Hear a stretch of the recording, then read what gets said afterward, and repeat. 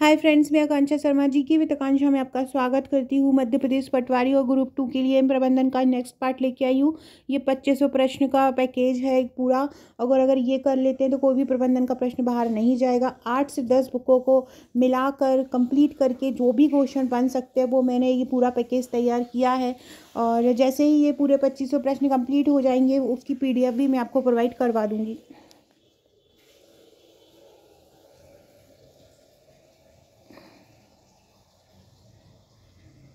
तो चलिए स्टार्ट करते हैं।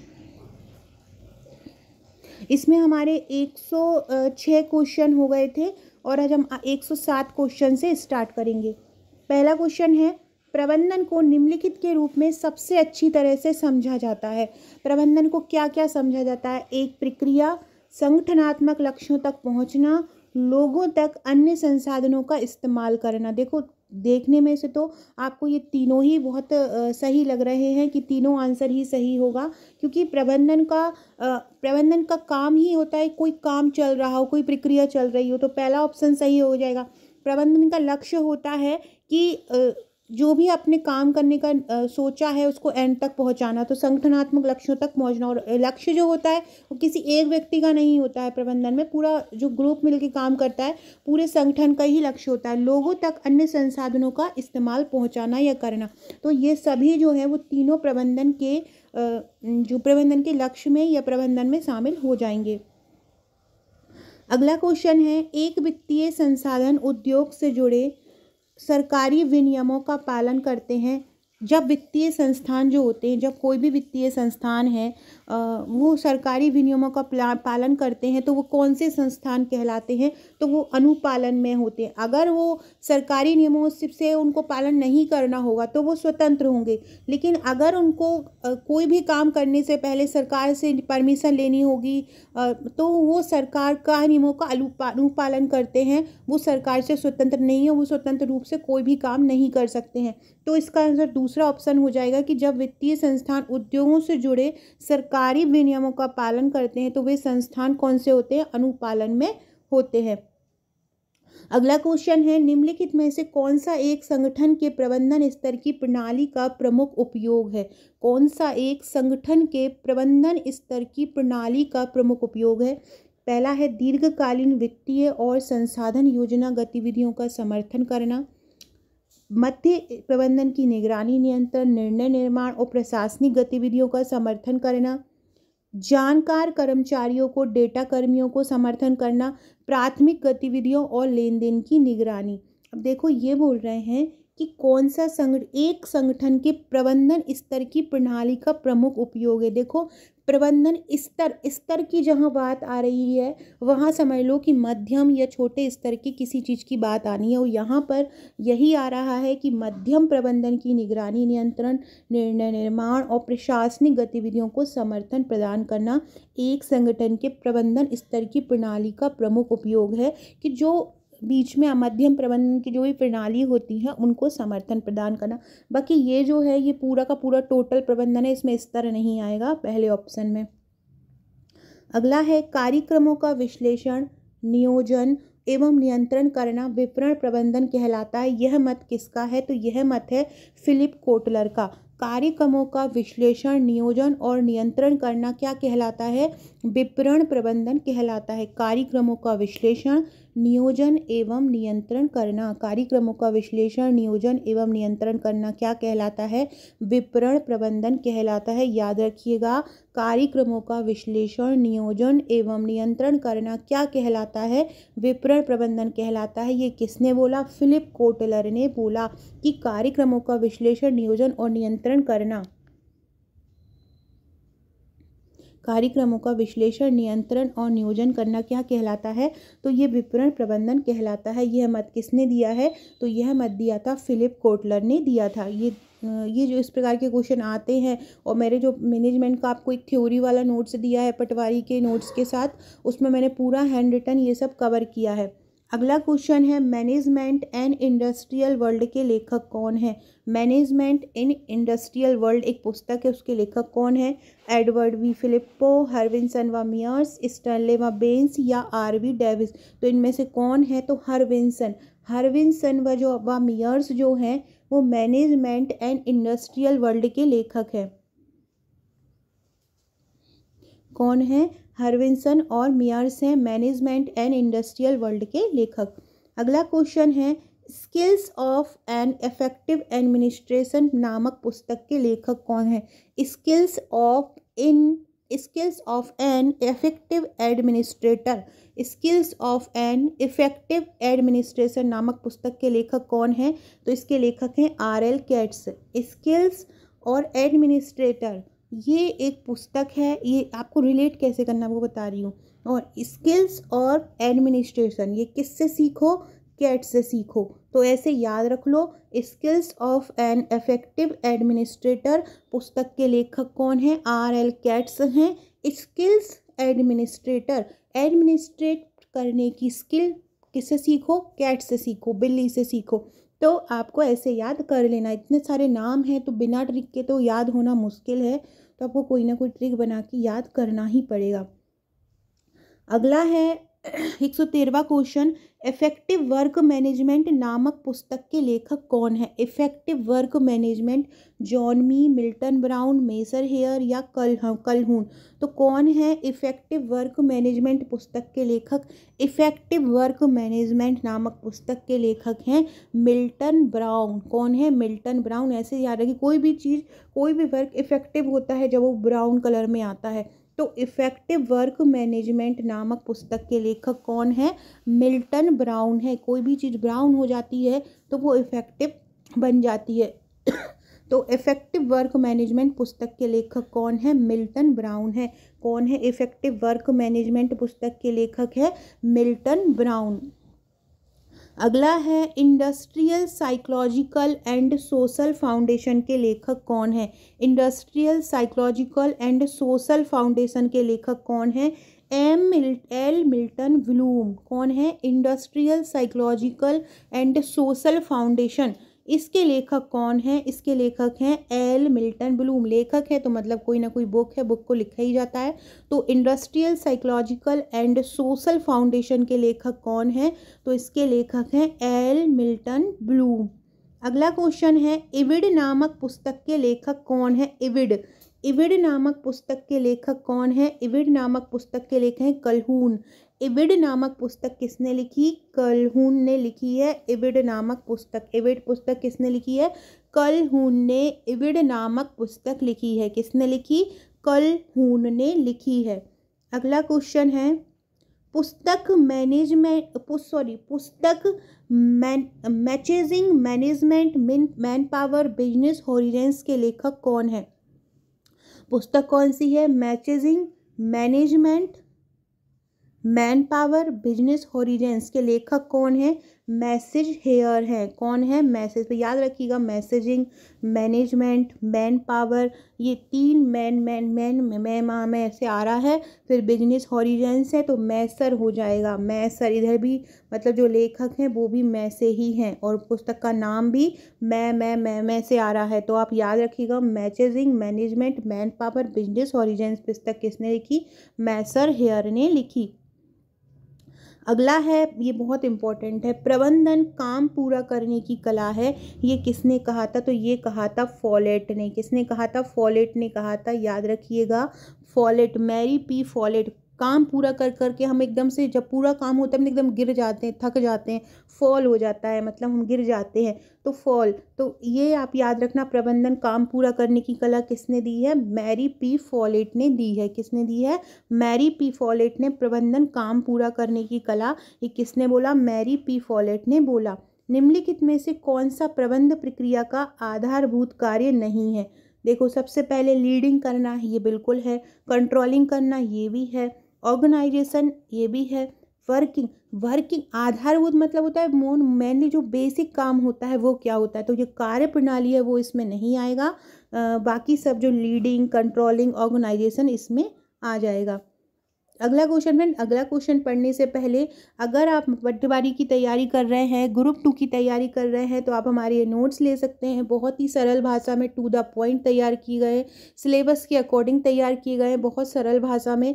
चाहे प्रबंधन हो, प्रबंधन की थ्योरी पूरी हैंड रिटन चार्ट और फ्लो चार्ट की है। मैंने कल प्रबंधन संचार का एक वीडियो थ्योरी में भी बनाया था। कंप्यूटर दक्षता है, पूरा का पूरा टॉपिक हैंड रिटन कंप्यूटर के सभी सिलेबस को बहुत अच्छे से सरल शब्दों में, पहले थ्योरी है, फिर लास्ट में उसके प्रैक्टिस प्रश्न है 1000। ऐसे ही गणित तर्क शक्ति है, हिंदी पूरा हैंड रिटन है, MPGK है, व्यापम की योजनाएं, मध्य प्रदेश की योजनाएं, सरकार की योजनाएं, आर्थिक सर्वेक्षण, वन नीति, जो भी एग्जाम में पूछा जाता है। ये 7वां वॉल्यूम है। इसमें व्यापम की परीक्षा में कौन से प्रश्न बार बार पूछे जाते हैं, विज्ञान के 3000 प्रश्न, जीके जो है पूरा इतिहास, भूगोल, राजनीति, अर्थशास्त्र बहुत सरल तरीके से तैयार किया गया। ऐसे ही सामान्य अंग्रेजी को तैयार किया गया है ट्रिक के द्वारा। इसका चार्ज 2199 है और इसके साथ हम आपको एक व्हाट्सएप का ग्रुप देते हैं। Group is more important than notes, क्योंकि ग्रुप में मैं डेली तैयारी करा रही हूँ, ग्रुप में ट्रिक दे रही हूँ, ग्रुप में English, reasoning, maths question solve करा रही हूँ, और छोटे छोटे जो शॉर्टकट की हैं वो वहीं पे दी जाती है, तुरंत के तुरंत याद करवाई जाती हैं। तो वो आपको एक कोचिंग का काम करेगा। मेरी सभी वीडियोज़ का PDF वहाँ पर दिया जाता है। जैसे कि हम ये प्रैक्टिस क्वेश्चन कर रहे हैं, या मैंने इंग्लिश का प्रैक्टिस क्वेश्चन करवाया, या मैंने हिंदी का करवाया, या मैंने विज्ञान का कराया, तो मैं वहीं वो ग्रुप में देती हूँ। ग्रुप में सब तैयारी होती है, वहाँ पे टेस्ट की प्रैक्टिस सेट दिए जाते हैं। तो ये सभी आपको ओनली 2199 में मिलता है। सरल और बहुत ही साफ सुथरे नोट्स आपको दिए जाएंगे, जहाँ पर आपको टू द पॉइंट मिलेगा। ज़्यादा नहीं है कि ज़्यादा का ज़्यादा कुछ भी करके वहाँ पे छपाओ, क्योंकि हैंड रिटन है। तो जहाँ जो पॉइंट ज़रूरत थी वहीं वो लिखा गया है। तो अगर आप ये लेना चाहते हैं तो आप मुझे ऊपर दिए गए नंबर पर व्हाट्सएप कर दीजिएगा। अगला क्वेश्चन है, यदि एक प्रबंधक एक नया विचार विकसित करता है, यदि प्रबंधक को एक नया विचार आता है और अपने कार्यस्थल में एक नए उत्पाद के विकास की वह योजना देता है, तो वह निम्नलिखित में से किस भूमिका में होगा।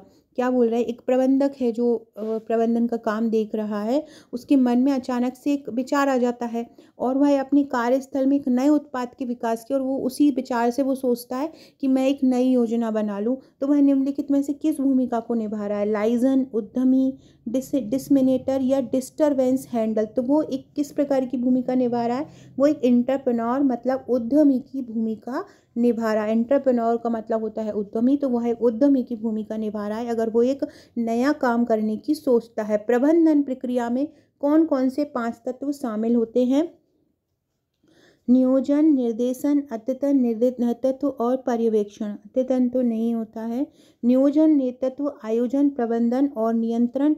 आयोजन, नियोजन, नियंत्रण, कर्मचारी और प्रबंध। कर्मचारी नहीं होगा इसमें। लेखांकन, वित्त, विपणन, ये तो होगा ही नहीं, लेखांकन आ गया। तो जब भी प्रबंधन प्रक्रिया होती है तो उसके मेनली 5 तत्व होते हैं। कौन से 5 तत्व होते हैं ये। सबसे पहला होता है नियोजन। सबसे पहला होता है, मतलब आपने योजना बना दी है, नियोजन मतलब योजना बना ली है। फिर आपका क्या होगा, उस योजना का कोई एक लीडर होगा जो उसको नेतृत्व करेगा। अब जब नेतृत्व हो गया, अब वो योजना का आयोजन होगा। क्या होगा, अब वो योजना का आयोजन होगा। अब जब आयोजन हो रहा है तो फिर उसका प्रबंध होगा। जब प्रबंध होगा तो लास्ट में क्या होगा, नियंत्रण होगा। तो क्या हो जाएगा, इसका सेकंड आंसर हो जाएगा नियोजन, नेतृत्व, आयोजन, प्रबंध और नियंत्रण। अगला क्वेश्चन है, उद्देश्यों द्वारा प्रबंधन। उद्देश्यों द्वारा प्रबंधन को बोलते हैं MBO। क्या बोलते हैं, MBO बोलते हैं, उद्देश्यों द्वारा प्रबंधन। उन लक्ष्यों के निर्धारण पर विशेष रूप से जोर देता है जो होते हैं प्राप्त करने में आसान, मूर्त, सत्यापित और औसत दर्जे के, बनाने और विकसित करने में आसान या प्रकृति में सामान्य। तो क्या होता है, इसका आंसर होता है B, मूर्त, सत्यापित और औसत दर्जे के। उद्देश्यों द्वारा प्रबंधन जो होता है उन लक्ष्यों के निर्धारण पर विशेष रूप से जोर देता है जो कि होते हैं मूर्त, सत्यापित और औसत दर्जे के। कैसे होते हैं, मूर्त, सत्यापित और औसत दर्जे के होते हैं। उद्देश्यों द्वारा प्रबंधन उन लक्ष्यों के निर्धारण पर विशेष रूप से जोर देता है जो मूर्त होते हैं, सत्यापित होते हैं और औसत दर्जे के होते हैं। अगला क्वेश्चन देखते हैं। फ्रेंड्स, अगला क्वेश्चन देने से पहले अगर आपने मेरे व्हाट्सएप और टेलीग्राम ग्रुप को ज्वाइन नहीं किया है तो ज्वाइन कर लीजिएगा, डिस्क्रिप्शन बॉक्स में उसकी लिंक मिल जाएगी। इंस्टा पे ज्वाइन कर लीजिएगा। इंस्टा मेरी अकाउंट है आकांक्षा1957, आप मुझे इंस्टा पे भी फॉलो कर सकते हैं। साथ में आप ट्विटर पे भी मुझे फॉलो कर सकते हैं GK विद आकांक्षा पर। ये व्हाट्सएप नंबर दिया गया है। अगर आपका नंबर अब आपने मेरे पास सेव नहीं कराया है तो अपना नंबर और मुझे व्हाट्सएप करके सेव इट करके भेज दीजिएगा। आपका नंबर मैं व्हाट्सएप पर सेव कर लूँगी, जहां आपको महत्वपूर्ण जानकारी मिलती रहेगी, महत्वपूर्ण स्टेटस के थ्रू आपको इम्पोर्टेंट अपडेट मिलती रहेगी। सबसे कम प्राधिकार रखने वाले और संगठन के पदक्रम में सबसे निचले स्तर पर रहने वाले प्रबंधकों को क्या कहा जाता है? जिसके पास सबसे कम अधिकार रहते हैं और जो संगठन में सबसे निचले स्तर पर रहता है। मध्य स्तर, उच्च स्तर ये तो होंगे नहीं, प्रथम पंक्ति या इनमें से कोई नहीं। बहुत सरल क्वेश्चन है। प्रथम पंक्ति के लोग रहते हैं जो सबसे नीचे वाले स्तर पर रहते हैं। अगला क्वेश्चन है, स्वप्रबंधित कार्यदल सामान्यतः होते हैं जो स्वप्रबंधित कार्य जो खुद को ही प्रबंध करते हैं। खुद ही जो प्रबंधन होता है उसमें खुद ही स्वप्रबंधित काम करते हैं, मतलब खुद के ही द्वारा उनका जो है नेतृत्व किया जाता है। तो उसमें कौन होते हैं?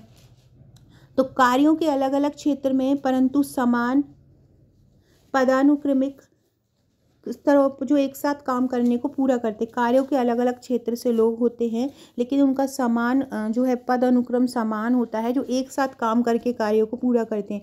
दूसरा होता है कर्मचारियों के समूह जो अपने भूतपूर्व सुपरवाइजरों की जिम्मेदारियां संभालते हैं। सबसे पहले कि दूसरा क्या आ जाएगा? कर्मचारियों के समूह जो अपने भूतपूर्व, उनके पहले के सुपरवाइजर रहते हैं, उनकी जिम्मेदारियां संभालते हैं। ऐसे कर्मचारी जो निर्णय लेने में असमर्थ होते हैं अन्य कर्मचारियों के लिए जिम्मेदारी देते हैं। वे जो गुणवत्ता, दक्षता और काम के माहौल में सुधार के तरीकों पर चर्चा करने के लिए साप्ताहिक मिलते हैं। तो स्वप्रबंधित कार्यदल वो होते हैं जो ऐसे कर्मचारियों का समूह होता है जो अपने भूतपूर्व सुपरवाइजरों की जिम्मेदारियां संभालते हैं, वो स्वप्रबंधित कार्यदल में शामिल होते हैं। अगला है, संघर्ष प्रबंधन या कॉन्फ्लिक्ट मैनेजमेंट क्या है? संघर्ष प्रबंधन या कॉन्फ्लिक्ट मैनेजमेंट क्या है? तो ये है संघर्ष का वांछित स्तर प्राप्त करना। संघर्ष प्रबंधन या कॉन्फ्लिक्ट मैनेजमेंट क्या है? संघर्ष का वांछित स्तर प्राप्त करना संगत संघर्ष प्रबंधन कहलाता है। संघर्ष प्रबंधन क्या होता है? संघर्ष का वांछित स्तर प्राप्त करना। चैनल को सब्सक्राइब जरूर कर लीजिएगा न्यू है तो। अगला है, मजदूर नियंत्रित और निर्देशित लोगों के साथ व प्रबंधित करने के लिए पारंपरिक दृष्टिकोण को प्रदर्शित करता है। ये किसने कहा था? मजबूत है ये। मजबूत, नियंत्रित और निर्देशित लोगों के साथ व प्रबंधित करने के लिए पारंपरिक दृष्टिकोण को प्रदर्शित करता है मैकग्रेगर का एक्स सिद्धांत। कौन सा? मैकग्रेगर का एक्स सिद्धांत ये प्रदर्शित करता है। अगला है, निम्नलिखित में से किसे सामान्यतः परिचालन प्रबंधन के एक आयाम के रूप में नहीं जाना जाता? गुणवत्ता बनाए रखना ये जाना जाता है, उत्पाद या सेवा डिजाइन ये भी जाना जाता है, इन्वेंटरीज का प्रबंधन ये भी जाना जाता है, सुरक्षित वित्तीय संसाधन ये परिचालन प्रबंधन के एक आयाम के रूप में नहीं गिना जाएगा। कौन? सुरक्षित वित्तीय संसाधन। अगला क्वेश्चन है, निम्नलिखित में से कौन सा धन प्रबंधन गतिविधियों का एक तत्व नहीं है? बजट बनाना और कार्यान्वित करना ये तो प्रबंधन गतिविधियों का एक मेन हिस्सा है। दूसरा है, होम फाइल में आपके निजी वित्तीय रिकॉर्डों का भंडारण करना और उसका संचालन करना ये भी शामिल है। निजी वित्तीय विवरण तैयार करना ये भी शामिल है। किसी मिनी वेयर हाउस में अपने निजी सामान को भंडार करना ये धन प्रबंधन गतिविधियों का एक तत्व नहीं है। निजी सामानों को भंडारित करना एक तत्व नहीं है। अगला क्वेश्चन है, निम्नलिखित भूमिकाओं में से कौन सी भूमिका प्रबंधक द्वारा निभाई गई निर्णायक भूमिका की श्रेणी में नहीं आती? अव्यवस्था संचालक ये भी आती है, संसाधन संभालक ये भी आती है, वार्ताकार भी आती है। प्रवक्ता जो है निर्णायक भूमिकाओं की श्रेणी में नहीं आता है। कौन? प्रवक्ता। फर्स्ट लाइन प्रथम पंक्ति प्रबंधक कौन से होते हैं? अभी हमने पढ़ा था, जो वो प्रबंधक जो संगठन और ग्राहकों या जनता के बीच संपर्क का पहला बिंदु है। वो प्रबंधक जो गैर प्रबंधकीय कर्मचारियों के दैनिक पर्यवेक्षण के लिए जिम्मेदार हैं। जब एक गैर प्रबंधकीय कर्मचारी पदोन्नत होकर पहली बार अधिकारी बन जाता है, एक प्रशिक्षु या नौकरशाही या प्रशिक्षार्थी ये नहीं है। बी इसका आंसर हो जाएगा कि वो प्रबंधक जो गैर प्रबंधकीय कर्मचारियों के दैनिक पर्यवेक्षण के लिए जिम्मेदार है। अगला क्वेश्चन है, प्रबंधक शैली उत्पादन के प्रति निम्न सरोकार और लोगों के प्रति निम्न सरोकार के द्वारा अभिलक्षित होती है, मतलब दिखाई देती है। प्रबंधन की जो शैली है उत्पादन के प्रति निम्न सरोकार और लोगों के प्रति निम्न सरोकार के द्वारा अभिलक्षित की जाती है। तो इसको कौन सी नीति कहते हैं? इसको अहस्तक्षेपी की नीति कहा जाता है। कौन सी कहा जाता है? अहस्तक्षेपी या अबंधता की नीति कहा जाता है। जो उत्पादन के प्रति भी निम्न सरोकार होती है और लोगों के प्रति भी निम्न सरोकार होती है, उसको अहस्तक्षेपी नीति कहा जाता है। सो फ्रेंड्स, ये थे हमारे आज का वीडियो। आशा आपको वीडियो पसंद आएगा। इसमें हमने आज 25 क्वेश्चन पढ़े। ये टोटल 25 वीडियो बनेगी, इसमें आपके पूरे 2500 क्वेश्चन कवर हो जाएंगे। ये हमारा 5वां वीडियो था, ऐसे टोटल 20 वीडियो और आएंगे। सो फ्रेंड्स, ये था हमारा आज का वीडियो अच्छा लगे तो चैनल को सब्सक्राइब जरूर कीजिएगा और लाइक कीजिएगा, शेयर कीजिएगा। Okay friends, thank you.